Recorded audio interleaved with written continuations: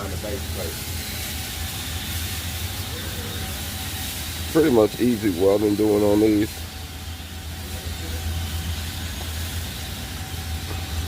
All you're doing is pretty much stitching this in. You don't do any welds to this tube, but I am going to weld down the side. I just noticed that the sides haven't been done. But you don't go all the way down. You only go halfway down. So I'm going to fall back and do that now that I noticed I wasn't taken care of. I'm actually finishing this table up for someone who didn't get a chance to come in today. So I'm going to knock this out and then I'll jump on another project. But right now, that's what we're doing. I'm going to go on and hit these edges. So we don't never go all the way down, only about half away.